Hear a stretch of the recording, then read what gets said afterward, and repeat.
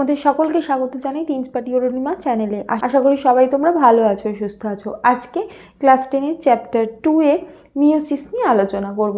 এই মিওসিস সাধারণত সংঘটিত হয়, আমরা সবাই জানি যে গ্যামেটে, যেখানে যেখানে গ্যামেট তৈরি হয় সেই সমস্ত ক্ষেত্রে। আর উদ্ভিদের ক্ষেত্রে যেখানে রেণু উৎপন্ন হচ্ছে বা ধরো যেখানে রেণু উৎপন্ন হচ্ছে, ডিম্বাণু উৎপন্ন হচ্ছে, সেই সমস্ত জায়গাতে এগুলো সংঘটিত হচ্ছে। যেখানেই জীব তার নিজের সংখ্যা বৃদ্ধি করার জায়গা আসে, সেই জায়গায় জীব তার নিজের যে ক্রোমোজোম সেইটাকে মেনটেন করার জন্য, সেইটাকে রক্ষা করার জন্য এই যে মিওসিস প্রক্রিয়া হয়। এই মিওসিস দুটো স্টেজে ঘটে, দুটো ভাগে ঘটে। একটা হলো মিওসিস 1 আর একটা হলো মিওসিস 2। তাহলে যদি এইখানে লিখছি মিওসিসকে দুটো ভাগে ভাগ হচ্ছে, প্রথমটা হলো মিওসিস 1, মিওসিস 2। এই যে মিওসিস 1 যেটা, সেটা এই মিওসিস 1-এর ক্ষেত্রে ক্রোমোজোম সংখ্যা অর্ধেক হয়ে যাচ্ছে, ঠিক আছে। এক্ষেত্রে ক্রোমোজোম অর্ধেক হয়ে যাচ্ছে, সেই ক্রোমোজোম থেকে অপত্য ক্রোমোজোম তৈরি হচ্ছে। এই যে মিওসিস শুরু করার আগে বেশ কতগুলো টার্ম আমাদের জেনে নিতে হবে, যেগুলো গুরুত্বপূর্ণ। সেটা হলো, ধরো একটা জীবের ক্ষেত্রে যে ক্রোমোজোম রয়েছে, সেই ক্রোমোজোমের অর্ধেকটা এসছে তার পিতার থেকে, অর্ধেকটা এসছে তার মাতার থেকে। যেমন ধরো একটা এক্সাম্পল দিচ্ছি, একটা মানুষের ক্ষেত্রে 44 + XY, ঠিক আছে। এক্ষেত্রে 22 + X এটা এসেছে তার মায়ের থেকে, 22 + Y এটা এসেছে তার পিতার থেকে।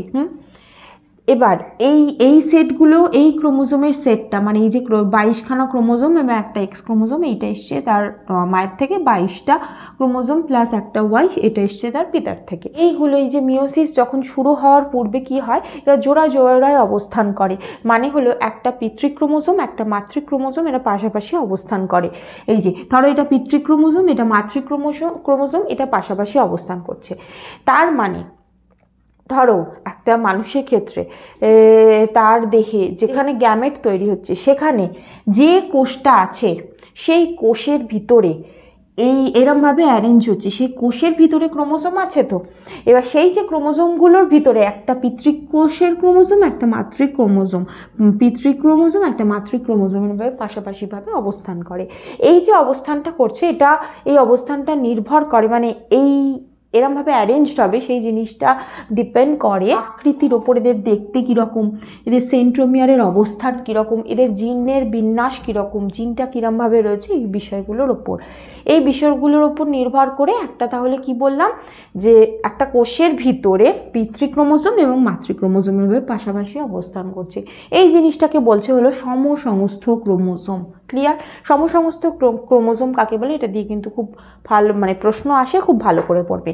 তার মানে এইটা ধরে নিচ্ছি, এটা হলো একটা কোষ, এরমভাবে আমি জাস্ট বোঝানোর জন্য বলছি। এই কোষের ভিতরে অনেক ক্রোমোজোম আছে, সেই ক্রোমোজোমগুলোর কিছু সেট এসেছে পিতার থেকে, কিছু সেট এসেছে মায়ের থেকে। তাহলে এইভাবে পিতার থেকে আসা একটা ক্রোমোজোম, মাতার থেকে আসা একটা ক্রোমোজোম, সেই জন্য এটাকে বলছে পিতৃক্রোমোজোম, এটাকে বলছে মাতৃক্রোমোজোম। এভাবে পাশাপাশি অবস্থান করছে, এই জিনিসটাকে বলছে সমসমস্ত ক্রোমোজোম বা হোমোলোগাস ক্রোমোজোম। এবার এই জিনিসটা কি হয়, যখন মিওসিস 1 শুরু হচ্ছে, তখন কি হয়, এই জিনিসটাকে বলছে হলো বাইভ্যালেন্ট গঠন করছে। তার মানে এরকমভাবে একটা পিতৃক্রোমোজোম, একটা মাতৃক্রোমোজোম পাশাপাশি অবস্থান করছে, এটা হলো বাইভ্যালেন্ট গঠন করছে। এরপর কি হয়, এই যে পিতৃক্রোমোজোম এবং মাতৃক্রোমোজোম, এগুলো প্রত্যেকটা তার দৈর্ঘ্য বরাবর লম্বালম্বিভাবে বিভাজিত হয়ে গিয়ে 4খানা ক্রোম্যাটিড গঠন করে। এইটা একটা ক্রোম্যাটিড, এইটা একটা ক্রোম্যাটিড, দুটো, তিনটে, এইটা একটা, চারটে ক্রোম্যাটিড গঠন করে। এই যে জিনিসটা, এটাকে বলছে হলো টেট্রাড। ক্লিয়ার? তাহলে কি বললাম, এর আগে যেটা গঠন করলো সমসমস্ত ক্রোমোজোম, যেটাকে বাইভ্যালেন্ট বলছিলাম। বাই মানে হলো দুটো, একটা দুটো। এই বাইভ্যালেন্টের ক্রোমোজোমগুলো লম্বালম্বিভাবে বিভাজিত হয়ে যাচ্ছে। যেন মনে হচ্ছে নীলটাকে এরকম লম্বালম্বিভাবে বিভাজিত করে দেওয়া হয়েছে, লালটাকেও বিভাজিত করে দেওয়া হচ্ছে। তার ফলে এই একটা ক্রোমোজোম, এই দুটো ক্রোমোজোম, এই তিনটে ক্রোম্যাটিড, এটা হলো 3 নম্বর ক্রোম্যাটিড, এটা হলো 4 নম্বর ক্রোম্যাটিড। এইভাবে 4খানা ক্রোম্যাটিড গঠন করছে, এই জিনিসটাকে বলছে হলো টেট্রাড।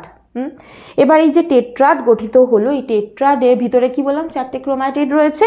এই ক্রোম্যাটিডগুলোর ভিতরে যেগুলো একই, সেগুলোকে বলে হলো সিস্টার ক্রোম্যাটিড। মানে যে দুটোই ধরো লাল, এইটাও লাল, এইটাও লাল। তাহলে তাহলে তোমার এইটা আর এইটা, এই দুটোই হলো কি সিস্টার ক্রোম্যাটিড। সিস্টার মানে হলো একই রকম দেখতে, এই দুটোকে বলছে হলো সিস্টার ক্রোম্যাটিড। ওকে, আবার ধরো নীলের ক্ষেত্রে এই একটা নীল, মানে এই একটা ক্রোম্যাটিড, একটা ক্রোম্যাটিড, এই দুটো ক্রোম্যাটিড গঠন করেছে, এই দুটোও একই দেখতে, সেই জন্য এটাকেও বলছে সিস্টার ক্রোম্যাটিড। ঠিক আছে, কিন্তু একটা লাল একটা নীল এই জিনিসটাকে বলছে হলো নন সিস্টার ক্রোম্যাটিড। মানে হলো একটা নীল একটা লাল, এ দুটো কিন্তু একই নয়, এটা পিতৃকোষের পিতৃক্রোমোজোম, এটা হলো মাতৃক্রোমোজোম, সেই জন্য এই দুটোকে বলছে হলো নন সিস্টার ক্রোম্যাটিড। নন সিস্টার মানে হলো এরা একই মানে নয়। ঠিক আছে, কেন নন সিস্টার ক্রোম্যাটিডের কথা বললাম? এই নন সিস্টার ক্রোম্যাটিডের মধ্যেই পরে কায়াজমা গঠিত হয়। দেখো এই যে ল্যাজের এই যে অংশটা, এই যে ক্রোম্যাটিড, এইটা এই লালের ওপর এরকমভাবে চলে এসছে, আর লালটা এরকমভাবে নীলের ওপর এসে গেছে। এই জায়গায় একটা দেখো এরকম কাটা মতো একটা গঠন তৈরি হয়েছে, এইটা আর এইটা। এই জিনিসটাকে বলছে হলো কায়াজমা গঠন করেছে, এই জিনিসটা হলো কায়াজমা। এই যে ক্রোম্যাটিড দ্বয়ের ভিতরে দেহাংশের বিনিময় হয়, মানে এখানে এই যে নীল কিছুটা অংশ কেটে এইখানে লালের চলে এসছে, আর লালের কিছুটা অংশ কেটে নীলে চলে এসছে। এই জিনিসটাকে বলছে হলো ক্রসিং ওভার। কি বলছে? Crossing over. ক্লিয়ার? এবার ক্রসিং ওভার হয়ে গেল, তারপরে গিয়ে দেখো এখান থেকে কি পেলাম? এই একটা ক্রোম্যাটিড পেলাম, ঠিক আছে, এ পাশ থেকে এই পাশের লালটা একটা পেলাম। আর এই যে দুটোর ভিতরে ক্রসিং ওভার হয়েছিল তাদের ভিতরে দেখো এই নীলের সাথে কিছুটা অংশ এই লালের অংশ চলে এসছে, আবার লালের সাথে কিছুটা অংশ নীলের চলে এসছে, মানে পিতৃক্রোমোজোমের ভিতরে মাতৃক্রোমোজোমের কিছুটা অংশ ঢুকে গেছে, মাতৃক্রোমোজোমের ভিতরে পিতৃক্রোমোজোমের কিছুটা অংশ ঢুকে গেছে। এখান থেকে এই যে দুটো যে ক্রোম্যাটিড পেলাম এগুলোকে বলছে হলো রিকম্বিনেন্ট ক্রোম্যাটিড। মানে হলো দেখো কম্বিনেশন ঘটেছে, লাল আর নীলের কম্বিনেশন। লাল নীল দিয়ে এখানে আমি বোঝাচ্ছি, তার মানে হলো পিতৃক্রোমোজোম আর মাতৃক্রোমোজোমে মানে কম্বিনেশন করছে, সেটাকে বলছে হলো রিকম্বিনেন্ট ক্রোম্যাটিড। আর যেগুলোর ভিতরে এই যে ধারের এই যে নীলটা এবং এই যে লালটা, এগুলোর ভিতরে দেখো কোনো চেঞ্জ হয়নি, এই জিনিসটাকে বলছে হলো নন রিকম্বিনেন্ট ক্রোম্যাটিড। এবার তোমরা বলবে তাহলে এখান থেকে আমরা কি পাচ্ছি? এখান থেকে যেটা পাচ্ছি, এরপর চারখানা ক্রোম্যাটিড তৈরি হলো, তো এখান থেকে যখন মিওসিস 2-তে গিয়ে কোষটা একটা কোষ থেকে চারটে কোষ তৈরি হবে, প্রথম কোষের ভিতরে এই ক্রোম্যাটিডটা গেল, মানে নীল মানে যেটা হলো পিতৃকোষের ক্রোম্যাটিড। দ্বিতীয়টার ভিতরে এই লালটা গেল যেটা নন রিকম্বিনেন্ট, তার মানে ক্রোম্যাটিডটা গেল। এই যে দুটো মানে এখানে নীলের সাথে একটু লালের অংশ চলে এসছে আর লালের সাথে যে নীলের অংশ চলে এসছে, মানে যে দুটো রিকম্বিনেন্ট যে ক্রোম্যাটিড, এই দুটো আলাদা আলাদা দুটো গ্যামেটের ভিতরে গেল।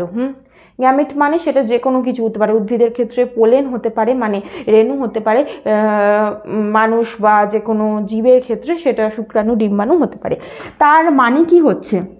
মিওসিস যে কোষ বিভাজন হচ্ছে সেক্ষেত্রে পিতৃক্রোমোজোম এবং মাতৃক্রোমোজোমের এই যে অংশ যে ডিএনএর আদান প্রদান ঘটছে, এক্ষেত্রে ডিএনএটা নতুন করে মানে রিকম্বিনেশন হচ্ছে, ওদের ভিতরে অ্যারেঞ্জমেন্ট বদলে যাচ্ছে, ওদের মধ্যে ডিএনএর অংশের আদান প্রদান হচ্ছে, তার ফলে বেশ কিছু নতুন বৈশিষ্ট্য কোথায় আসছে? ওই গ্যামেটের ভিতরে আসছে। সেটা হতে পারে শুক্রাণু, সেটা হতে পারে ডিম্বাণু, সেটা হতে পারে পোলেন মানে রেণু। সেখান থেকে যখন কোনো নতুন জীব তৈরি হচ্ছে তার ভিতরেও নতুন নতুন বৈশিষ্ট্য আসছে। সেই জন্য যে কোনো উদ্ভিদ বা যে কোনো প্রাণীর ক্ষেত্রে যখন দেখবে পিতৃ ও মানে পিতা মাতার থেকে সন্তানরা, সেক্ষেত্রে যে কোনো জীবই কিছুটা হলেও আলাদা হচ্ছে, কারণ যাদের ক্ষেত্রে এই মিওসিসের মাধ্যমে গ্যামেট তৈরি হয় তাদের ক্ষেত্রে মিওসিসের সময় কি হয়ে যায়? এই যে রিকম্বিনেশন ঘটে যায় পিতৃক্রোম্যাটিড এবং মাতৃক্রোম্যাটিডে, তার ফলে নতুন রকম একরকম জিনের আবির্ভাব ঘটে, তার ফলে সেই যে জীবের ভিতরে নতুন বৈশিষ্ট্য ফুটে ওঠে। সেই কারণে মিওসিস কোষ বিভাজন খুব খুব ইম্পর্টেন্ট। আচ্ছা, এই জায়গায় বলে রাখি, এই যে জিনিসগুলো ঘটে এগুলো কিন্তু সবই মিওসিস 1-এ ঘটছে। তাহলে মিওসিস 2-তে কী ঘটছে? আসলে মিওসিস 2 হলো মাইটোসিসের মতো এক্স্যাক্টলি। সেটা কি, একটা কোষের ভিতরে 4টে ক্রোম্যাটিড আছে, এই 4টে ক্রোম্যাটিড জাস্ট 4টে কোষ তৈরি করবে, ক্লিয়ার? তার মানে এর পরের ধাপটা যেটা, সেটা এক্স্যাক্টলি মাইটোসিসের মতোই হবে, কিন্তু যে মিওসিস 1 সেইটাই সবচেয়ে গুরুত্বপূর্ণ, কারণ সেখানে গিয়েই যে ক্রসিং ওভার, কায়াজমা, রিকম্বিনেন্ট ক্রোম্যাটিড এইগুলো তৈরি হচ্ছে। আচ্ছা, এখানে বলে দিই যে এই ছবিগুলো এঁকে বোঝালাম, ছবিগুলো এঁকে বুঝেই তোমরা পড়ার চেষ্টা করো, তার জন্যই কিন্তু মানে বুঝতে সুবিধা হবে। আচ্ছা, এখানে বলে রাখি মিওসিসের যে গুরুত্ব সেটা তো আশা করি বোঝাতে পারলাম, যেটা প্রত্যেকটা জীবের ক্ষেত্রে যখন মিওসিস ঘটে, গ্যামেট তৈরি হয়, সেখান থেকে কোনো নতুন জীব তৈরি হয়, সেই জীবের ভিতরে নতুন বৈশিষ্ট্য আসে, সেই জীব অপেক্ষাকৃত উন্নত হয় তার পিতা ও মাতার থেকে, এটাই ধরে নেওয়া হয়। উন্নত মানে হলো তার ভিতরে নতুন কিছু জিনের আবির্ভাব ঘটছে এই মিওসিসের কারণে।